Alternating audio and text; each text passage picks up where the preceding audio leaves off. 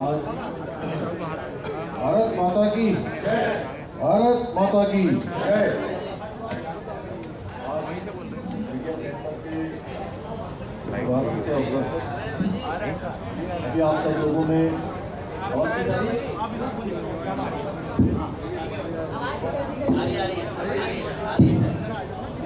शुभारंभ के अवसर पर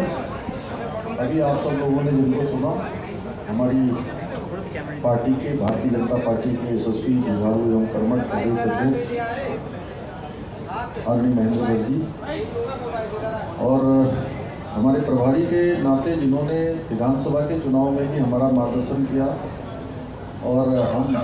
विधानसभा के चुनाव में भी एक हमारे लिए बहुत ही जो सबको पता है कि चुनाव हमारा कठिन था, आपके मार्गदर्शन में और आपकी थोड़ी रचना के कारण से हम सबको एक बड़ी विजयश्री मिली थी। और इसी होटल में हमने मीडिया का सेंटर भी खोला था। हमारे प्रदेश के प्रभारी राष्ट्रीय महासचिव, हमारे बहुत वरिष्ठ नेता आदरणीय दुष्यंत गौतम जी, चुनाव प्रबंधन समिति के हमारे संयोजक, राज्यसभा के सांसद, राष्ट्रीय सह कोषाध्यक्ष आदरणीय नरेश बंसल जी, हमारे संगठन मंत्री आदरणीय अजय जी, श्री मनवीर जी हमारे मीडिया प्रभारी और श्री सुरेश जोशी जी, इन्होंने और उनकी पूरी टीम ने, मनवीर जी ने, सबने मिलकर पिछले जो विधानसभा का चुनाव था वह भी इसी होटल से पूरा मीडिया का संचालन यहाँ से किया था। आप सब लोगों के बीच में संवाद स्थापित किया। हमारी जो पार्टी के कार्यक्रम थे, सरकार की जो योजनाएं थी, राज्य की प्रति केंद्र की, वो सब आप सब तक साझा की और आप सब लोगों का सहयोग पार्टी को मिला। उसमें महत्वपूर्ण भूमिका आप सब लोगों की रही। हमारे प्रदेश महामंत्री आदित्य कोठारी जी एवं हमारे आदरणीय विधायक धर्मपुर श्री विनोद चमोली जी आए हैं, राजेंद्र बिष्ट जी भी हैं, पीके जी, रतूड़ी जी, अब मैं सबका नाम लूँगा तो मधु जी से लेकर गीता जी से लेकर, अरे खजानदास जी भी यहाँ पर हैं, केदार जोशी जी भी हैं, अनिल गोयल जी, सदाब जी, सुभाष जी, प्रतीक भाई हैं, पूरी टीम, सुनीता बहन जी, अभी किस किस का नाम लूँ बताइए? सबका नाम लूँगा तो बड़ा लंबा हो जाएगा, लेकिन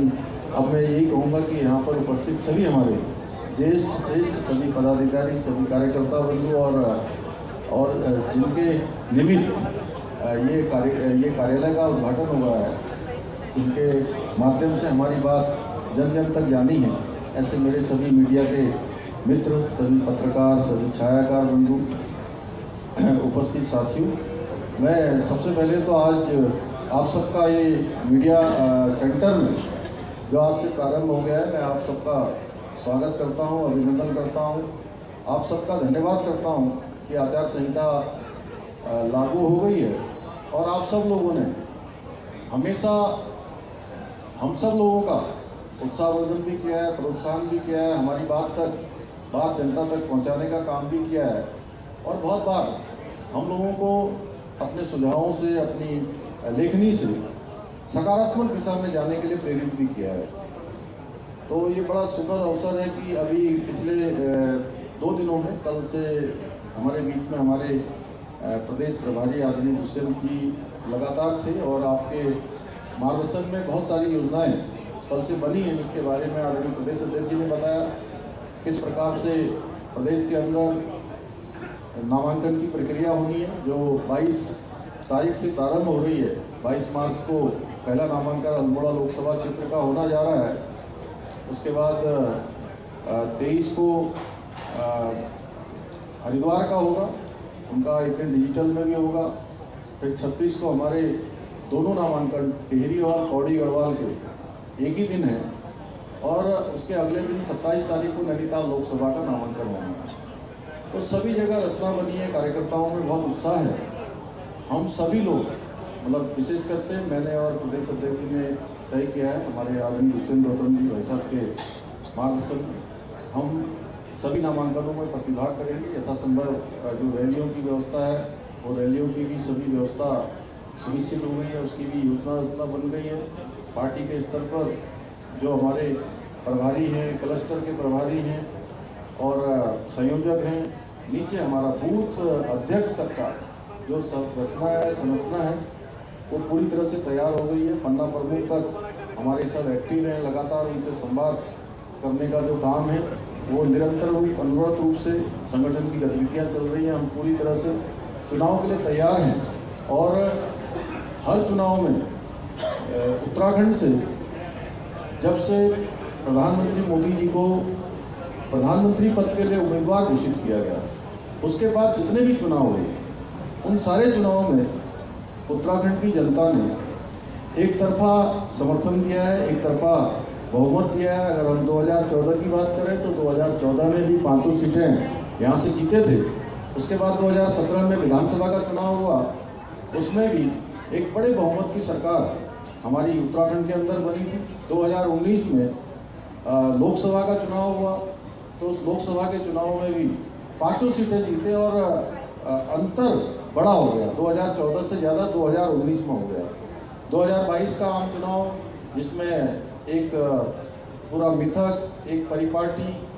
और एक नया इतिहास बनाने का काम हमारे प्रधानमंत्री मोदी जी के नेतृत्व में उत्तराखंड की जनता ने किया और हमको पूरा आशीर्वाद दिया। 2024 में भी जिस प्रकार का आज वातावरण है, मैं पूरे प्रदेश के अंदर लगभग 25 स्थानों पर बड़े बड़े कार्यक्रमों में सम्मिलित हो चुका हूँ, जिसमें से लगभग 18 कार्यक्रम केवल और केवल मातृशक्ति के थे, जिनमें हजारों हजार की संख्या में मातृशक्ति ने आकर हमको अपना समर्थन दिया है, आशीर्वाद दिया है और हर प्रकार से उन्होंने भरोसा दिया है कि पिछली बार से बड़ी जीत इस बार होगी। और हम पूरी तरह से आश्वस्त हैं कि जो हमारी डबल इंजन की सरकार है, माननीय प्रधानमंत्री मोदी जी के नेतृत्व में, जहां प्रदेश के अंदर अनेक बड़े बड़े काम हुए हैं, जिन कामों के बारे में आप सभी भली भांति जानते हैं, चाहे वो आज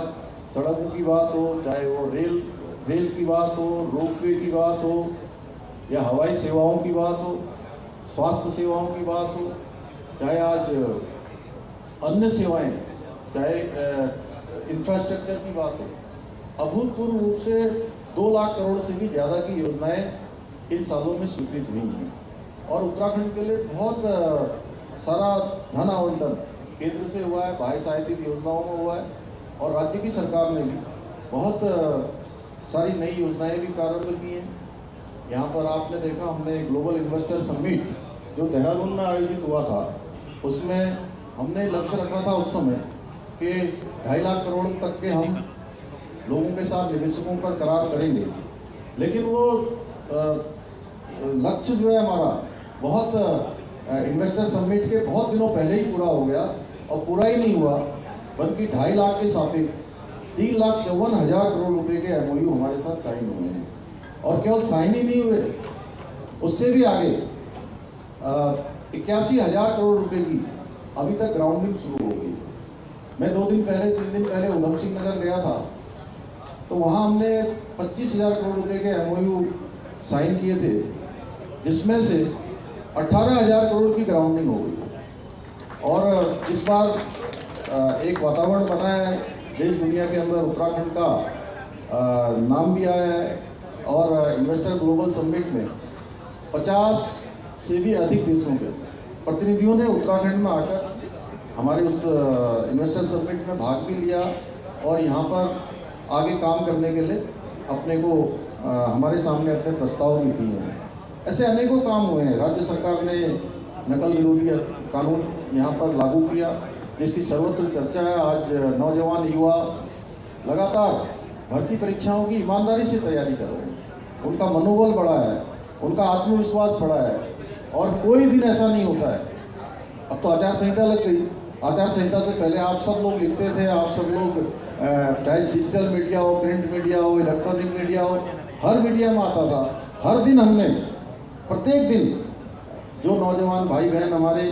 उन परीक्षाओं में चयन जिनका होता था, उनको हम प्रमाण पत्र अपने हाथों से देते। इसी प्रकार से हम सबको सौभाग्य मिला देवभूमि उत्तराखंड को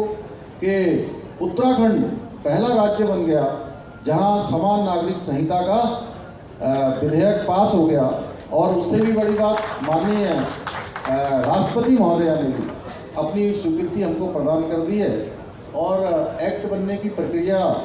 चल रही है उसको कैसे धरातल पर उतारना है, उसके लिए एक कमेटी बना दी है। शत्रुघ्न सिंह जी जो हमारे मूल के सचिव थे पहले, उनकी अध्यक्षता में कमेटी बनी है, वो काम कर रही है और जल्दी हम उस एक्ट को लागू करेंगे। बहुत सारी चीज़ें आसान हो जाने वाली हैं,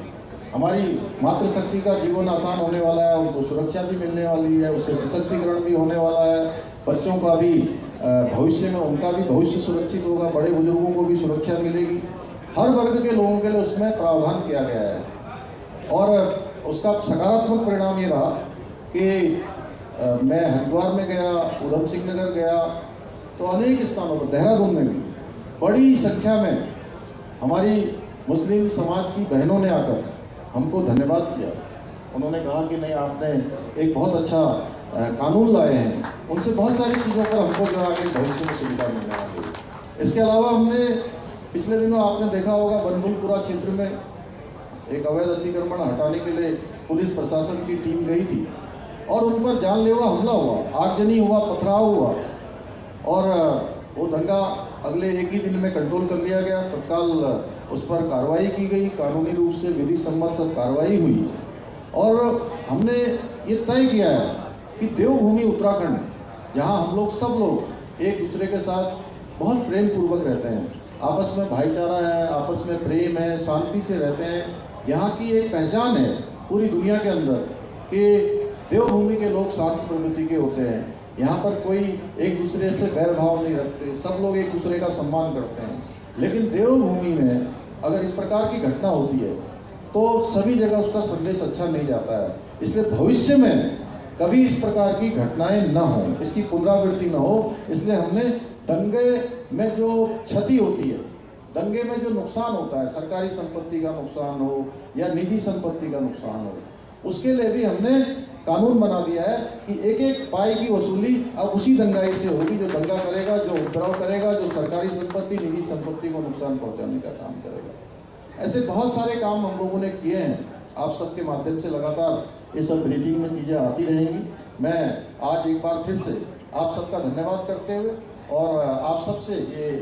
अधिकारपूर्वक, अनुरोधपूर्वक ये कहते हुए कि हमारी जो बातें हैं सकारात्मक रूप से आप सबके माध्यम से जाएं और कहीं पर भी अगर ऐसा लगता है कि हमारी पार्टी के खिलाफ या किसी विषय पर कोई बात आती है कहीं से, तो एक बार हमारी पार्टी का वजन भी उसमें ले लिया जाएगा, तो ये अच्छा रहेगा कि हम भी अपनी बात कह पाएंगे। कई बार बहुत सारी चीज़ें होती हैं, वैसे आप सब लोग करते हैं, लेकिन उसके बावजूद भी मुझे लगा कि ये ऐसा अवसर है, आज पहला दिन है आप सबके साथ, जैसे हमारे संबंध में ये चुनाव के दौरान आचार संहिता में और प्रगाढ़ होनी चाहिए। और हमारे प्रधानमंत्री जी मोदी जी तीसरी बार देश के प्रधानमंत्री बनने जा रहे हैं और कल निश्चंद भाई साहब ने बात शुरू करी, उसी बात को थोड़ा सा कहते हुए मैं अपनी बात समाप्त करूंगा कि आज देश में इस बात की चर्चा नहीं हो रही है कि सरकार किसकी बनने वाली है। आज चर्चा इस बात की हो रही है कि 400 के पार होंगे कि 370 होंगे कि 75 होंगे कि 80 होंगे। ये पहला चुनाव ऐसा है जहां पहले से ही जो है जनता ने मन बना लिया है और उत्तराखंड से तो हमारे प्रधानमंत्री जी का बहुत लगाव है, ऐसा कोई अवसर नहीं है जब वो उत्तराखंड की बात न करते हो। अभी आपने देखा होगा कश्मीर से जब वो एक बड़ी सभा को संबोधित कर रहे थे, वहां भी वो उत्तराखंड का नाम ले रहे। तो हर अवसर पर उत्तराखंड उनके दिल में बसता है, हम सब लोग उनके परिवार के सदस्य हैं और पूरा उत्तराखंड मोदी जी का परिवार है, परिवार का चुनाव है। बनाने के लिए गिलहरी ने छोटा सा योगदान दिया था अपने, उसी प्रकार से एक भारत श्रेष्ठ भारत, विकसित भारत बनाने का संकल्प, तीसरी सबसे बड़ी अर्थव्यवस्था बनाने का संकल्प जो हमारे प्रधानमंत्री जी ने लिया है, उसमें हम सबको अपनी आहुति देंगे। इतना ही आप सबसे निवेदन करते हुए मैं अपनी बात को समाप्त करता हूँ। धन्यवाद।